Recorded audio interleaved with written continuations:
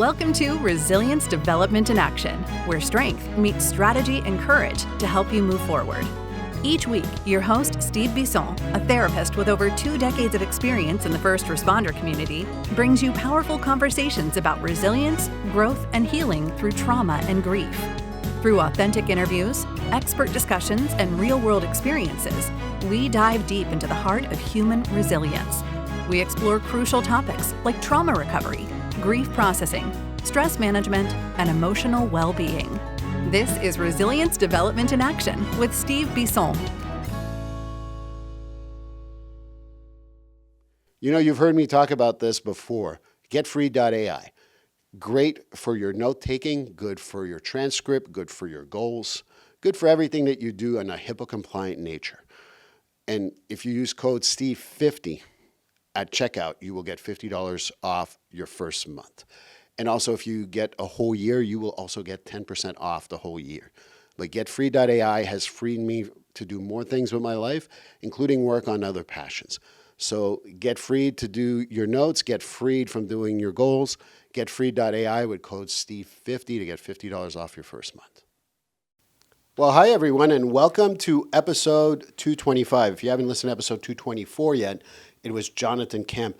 We talked about great stuff, especially with first responders, coaching, and I hope you go listen to that. But with episode 225, I have someone that I've known for a while, Renae Mansfield. She's sitting right next to me. This is our first time in the studio, so if I look nervous, I am. And I'm going to stop looking at the camera because that makes it even more weird because I want to look at my guests. So Renae, welcome to Resilience Development in Action. Thank you. Hello. Well, it's good to have you here and be my first guest in this environment. We're both a little fish out of water here, but I really appreciate you coming on. I know we had a little bit of trouble getting recorded at the beginning of August, I want to say. Yes. Yeah. I'm actually glad that it got canceled because this is really, as much as it's kind of weird being on the cameras, it is kind of nice being the first one. It's nice. Well, I'm happy that you're the first one because I've known you for a while. I think the work you do is exceptional, the stuff that you're going to be doing. And, you know, right before the pre-interview, so to speak, we were talking about stuff that we might want to do together because you didn't know a little bit about my shit. So, but anyway, I know you. But I think that, you know, the audience of Resilience Development in Action want to know who you are. So how about you say a little bit about yourself? Right. So I am, so weird. I don't know to look at the cameras. I'm going to look at you. Yeah, that's what I defaulted. I'm looking at you. So I am a former firefighter-paramedic that has turned to a burnout recovery and nervous system regulation coach. And so now I develop programs for police and fire departments to help wellness and leadership-driven kind of retention strategies. And then I also do one-on-one coaching with individuals, first responders, and high performers to help with their burnout recovery and also teaching them how to regulate their nervous system as well. And then on the side, I also perform and do music with a band, well, call it a band, but my boyfriend and I. So we do musician stuff as well as a side hustle. So it's a little bit of me in a nutshell. Well, you know, I knew all that stuff, and if you weren't going to mention the band, I certainly was. Yeah. And I know you have a lot of experience as a firefighter, and, you know, part of Resilience Development in Action is definitely talking about first responders in particular. But, you know, you're like, oh, gee willikers, Steve, I want to be on your podcast. What made you decide to come on to the podcast? Well, really, I know that we've had a lot of these conversations about changing the culture of first responder, police, fire, EMS, and all of that nature.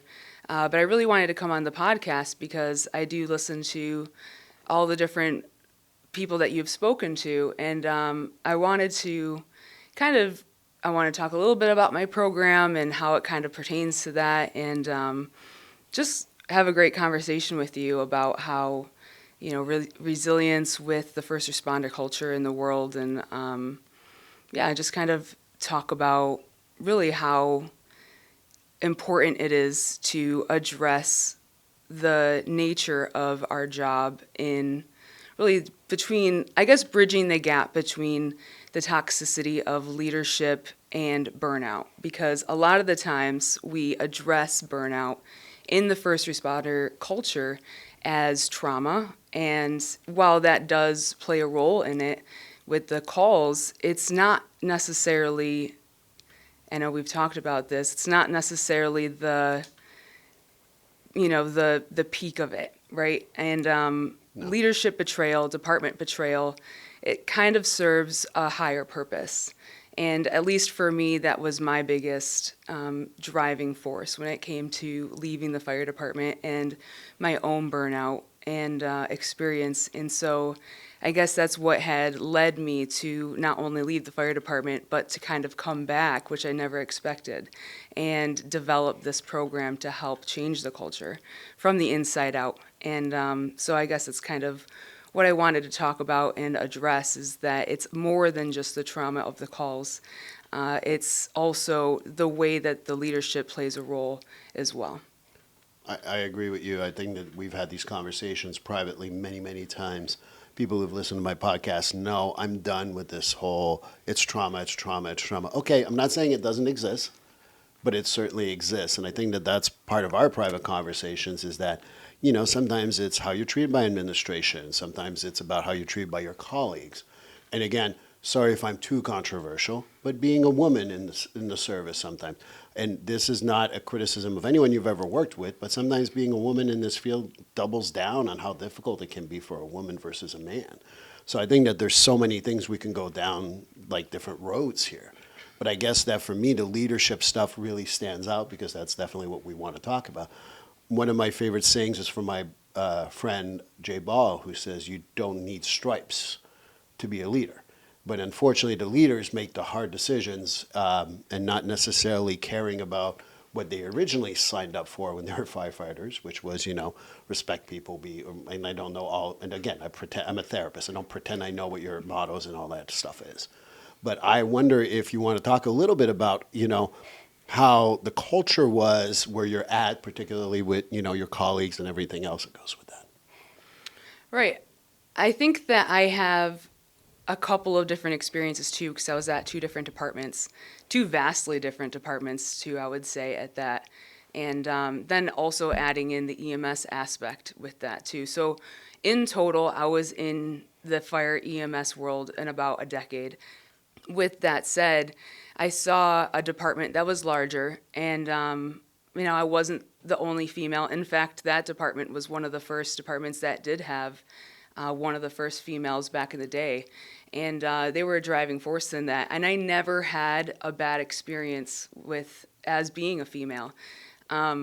But that was a totally different experience when it came to the union versus the chief. So that had a totally different feel when it came to that. It was almost like the pissing match. And sometimes I look back and I say I regret leaving, but I don't at the same time, because It did lead me to the path that I'm in now. But at the same time, it felt more like a firehouse in the way that it was run, right? That first department I was in. And the main reason that I did leave was it was starting to get, same thing, politics over people. And it was really just like, it became a pissing match between the union and the chief and the town administrator. So at that point, there was a weak chief. So it was just really, it was the union against the town administrator and the selectmen. So I was one of the last ones that was hired. So I would have been one of the first one to go had something ever changed. So I kind of was putting feelers out there to change and laterally transfer. And just to give you a feel of how the politics over people was going on, the chief wouldn't sign off for me to laterally transfer. So I actually, when I did end up deciding to transfer, in the rose-colored glasses that I had for the department I ended up transferring to, that we can obviously get into, that chief didn't sign for me to transfer. So therefore, I actually had to completely start over with the other department. So I had to do the PAT completely over. I had to do the psychology test all over. I had to do everything from scratch, even though I had like 6 years under my belt. And I had the other chief not completely allowed me to do like a full step ladder of where I was, I could have started completely as like a rookie. So it could have completely screwed me up. So it's interesting how it all happened. But so yeah, again, the chief that I transferred to, that's how it started, right? So he made it sound like this grandiose thing. I'm doing this favor for you. And Right. I was like, oh, this is great. With that said, transferring into a department where I was the first and only female. And my captain, I specifically remember, that was from the old department, said, if there's ever anyone that's going to be transferring over into a department that's the first and only female, you are going to be a great example of that. And I felt like that was like, oh, well, thank you for that. Because I felt like I was one of the guys, you know, like I was Right. at the point, I was like making the guys blush, you know, like I was definitely I can see that too. prude, you know, like I know you.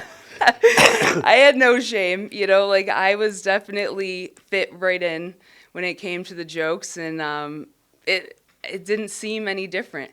But it's interesting because when I left, or as I was leaving, the dynamics changed, you know, because I was still doing half and half. I was finishing out my few 24s that I had at that last department, and then I was still doing the transfers over into like the 4 weeks of training into the new department.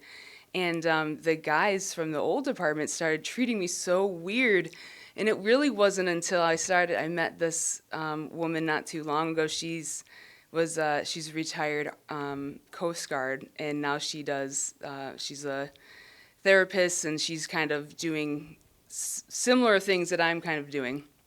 But she said something about how it's easier for people to leave like angry than it is to leave on good terms for some reason, like the psychology of it. Yeah. And I guess you would be the expert in that. I'm the expert of nothing, but okay. And I was like, that is so interesting, because when I left, the dynamics did change. So it was like they became so aggressive and angry when I was leaving, and it was so strange. Well, I could tell you a little bit about the psychology, and I want to get back to a few things you said, because there's one thing that you mentioned that was really sounded like we need to dig a little more. But the reason why people want to be in adversarial ways when you cut out is that gives you a reason to. And when you leave it in an amicable way, but you may never talk to them again, which happens more often than we want to believe, we tend to omit that information. We only remember, well, you know what, Renae was kind of a bitch or whatever, because that's easier for me to justify that you're gone than it is for me to say, you know how sweet she was, or how great she was, or Right. she made me blush, or whatever. That's difficult to say, well, I don't have any contact with her anymore. So that's the psychology behind that. In the lateral transfers, male or female, that happens all the time from what my guys and my gals tell me. And it's just weird to me, because even when I complete therapy with some of my clients look for a fight in the last session. I'm like, why are we fighting? Why do we have to fight? We can leave in good terms. There's nothing wrong with that. Right. And it's changed over time after we've had conversations. But one of the things you talked about is a real firehouse, which, you know, is something that I hear a lot, and I know what that means. But I think that I would love to hear your perspective on that and what that means, because I think that there's, I always say to different people who ask me about the greatest, who's the good chief, who's a good leader? I said people who remember where it was to be boots on the ground. Those are guys. Coast Guard, you talked about your colleague there. Boots on the ground is so important, and remembering where you've been, you know. And I think that to me is always a good sign of leadership. But you're talking about a good firehouse. Is that part of what you're talking about? Yeah, because I would say, when I say it felt more like a real firehouse, so something that I kind of backtracking a little bit, I've had these conversations a little bit, and then I kind of had noticed it, someone else has mentioned it. I've gotten a little bit more into LinkedIn a little bit, and I feel like I've had some really great conversations in that. And I feel like people also share a little bit. I know my ADHD is going a little bit. I'm coming full circle, I promise. It's okay. We'll come back to the firehouse. It's okay. No, it's coming back around. But someone also shared something. It makes me not feel as crazy when I feel like I say that when EMS came into the fire station, I feel like it's when maybe the firehouse started to crumble a little bit. Okay. I feel like it's a couple of reasons, mostly because it has to be a little bit more profit driven. Yeah. Obviously, EMS has to make money somehow because it has to bank its funds back as it spends a lot more money. At the same time, bringing it full circle, so feeling like more of a firehouse, I feel like I'm alluding to the fact that it had more mentorship, right? More leadership. While it had its problems, obviously, with its leadership and some toxic, ego-driven mentality, I look back and there was a lot of senior guys. And when you're talking about the badge and the ranks, I feel like you don't need a badge or a rank, obviously, to be a leader. There was a lot of senior guys that I remember that took me under their wing, right? I can think of like when on that department I got put on the ladder truck. So I was the third guy in the ladder truck when I wasn't on the ambulance. And the ladder guy that was always the ladder driver, I just specifically remembered there's so many times. So one of the things in that department is that for the first year, you weren't really supposed to be upstairs unless there was a reason, right? Mostly because you just had so much to learn. You're the first year, like you should be downstairs if you're not on a call, going through all the trucks. You have so much to be going through, and you shouldn't be upstairs watching TV if you're not on calls. You should want to learn more if you are, not running calls or doing reports. Right. You're just a probie. And so, I just specifically remember he would come down, and there was one day where I was down on the apparatus bay, and he's like, "Hey, do you want to go through the ladder truck?" And I was like, "Absolutely." So he just started pulling things off the ladder. He didn't have a badge. Even to this day, he doesn't have like a badge or a rank, And I just specifically remember him going around the truck and always doing that with me. And it's something I took with me throughout the rest of my career, even on the ladder truck in the next department. So he was the senior guy to me. There was a few senior guys, and I just remember that that's what makes a really great department is leadership and mentorship. And I think that that's what a lot of departments have lost. Yeah. And so when I went to the other department, we were a very young department, and I was sold this progressive idea, which what I meant by those rose-colored glasses, it sounded great, right? And I was a fairly into my paramedic career at that point. So I was like, this is awesome. I want to be a progressive paramedic, and I want to be a progressive firefighter as well. Right. But at the same time, I loved the idea of progressive EMS. And it seemed like that's what was going to be happening. And it seemed like that's what was going to be happening in general, progressive mentalities. And it was sold as that idea, but not knowing that this particular chief was going to be driving out the older generation, knowing now because they knew him. And I don't think he liked that, Right. So I liked having the older generation because I think they have a lot of value. They have a lot of wisdom. And when they started becoming, upset and disgruntled, he didn't like that they were around and they could retire, so they either had to shit or get off the pot, fall Right. in line with him or retire early. And so It's already problematic language when you say fall in line, just for the record. But Right. please go ahead. So many of them ended up just retiring early. And so that was a huge issue because then a lot of them that were very young, like I said, anywhere under 40 years old. And that's problematic when you're in a fire department. You think that you have all of this knowledge, you don't. And then also when I got transferred over, there was guys that had less than experience than I had, and which is crazy to think about that they were then going to be lieutenants and captains, And I didn't have seniority because I was transferred over, like. And not signed off. Right. So it was like, this is bonkers. And I shouldn't even have seniority, right? So like, I wasn't even saying it because I thought I should have rank. I don't think anyone should have rank at this point. Like, we're all like 5 years in, Yeah. 5 to 8, eight's whatever that we're building up. But at that point, some guys had 3. And it was just like, it was just getting crazy. So when I say that the other department felt like it was more of a firehouse, we sat down for dinners. We had a guy that cooked.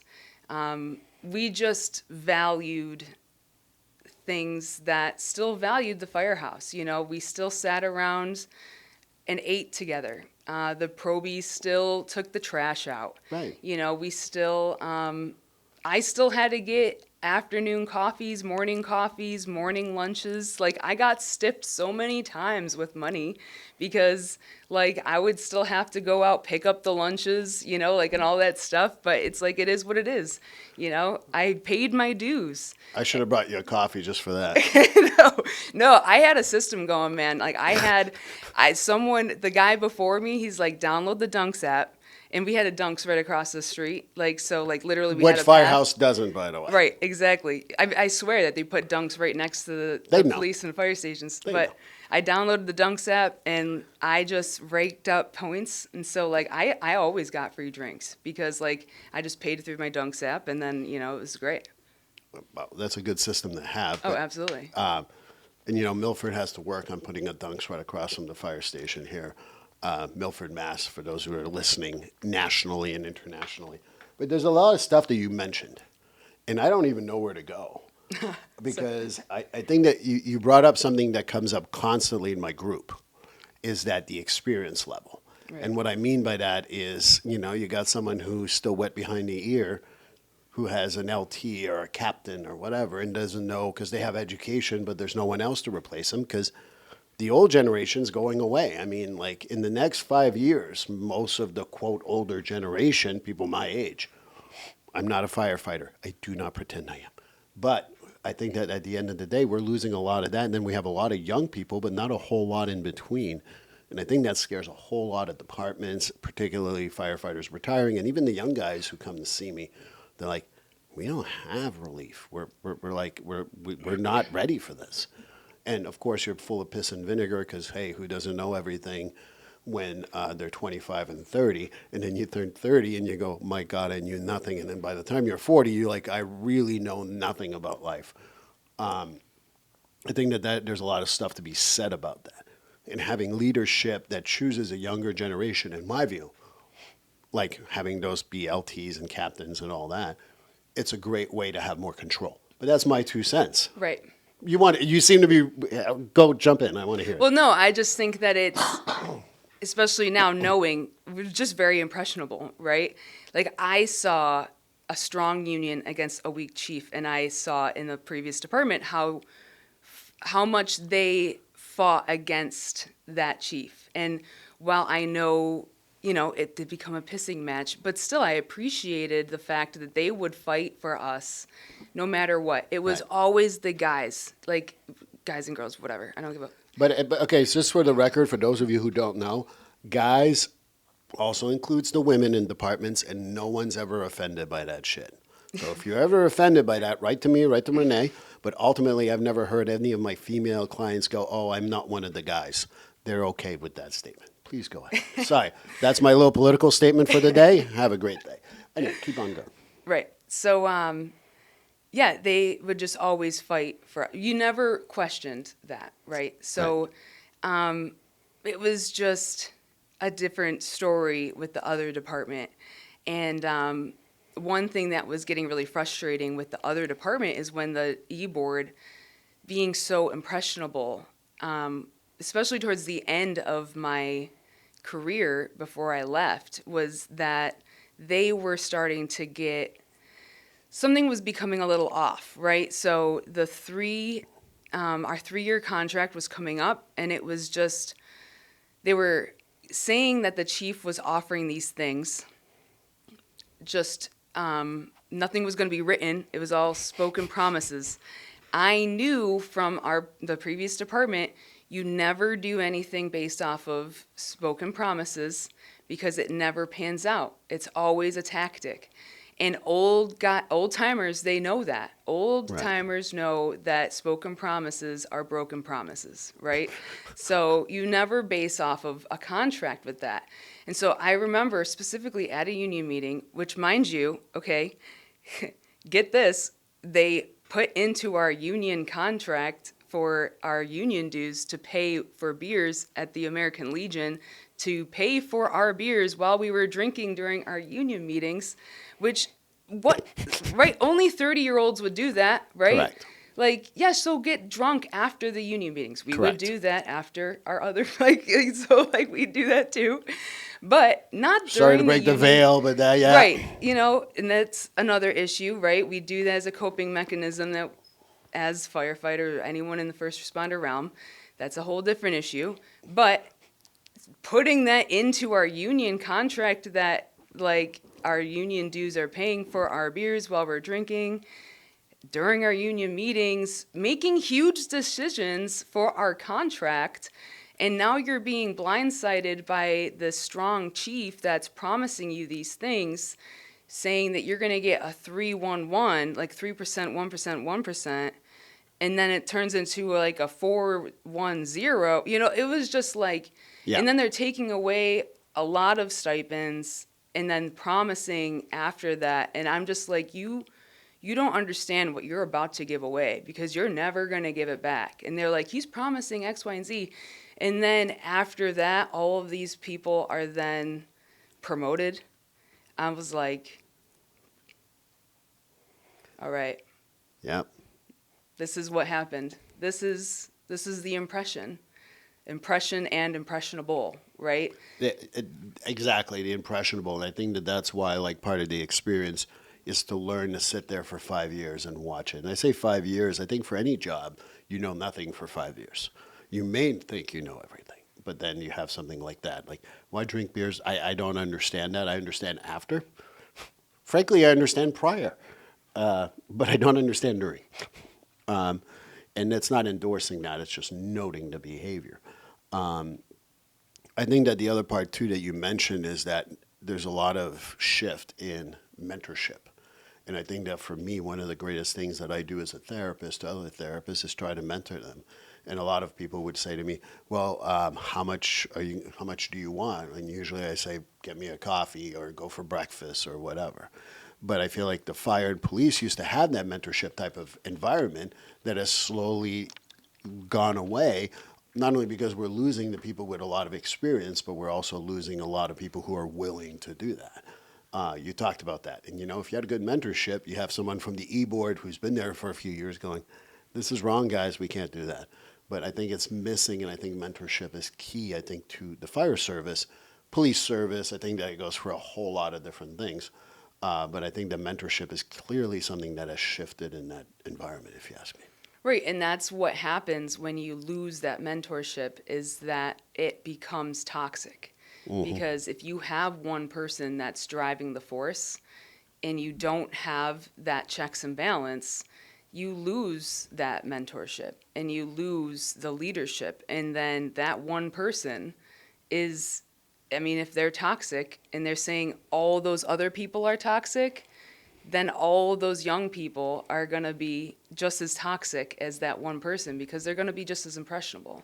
And it's sad because then you look back and you're just like, wow, I saw what those guys were before and now I see who they are now. And you're like, you are a product of the environment now.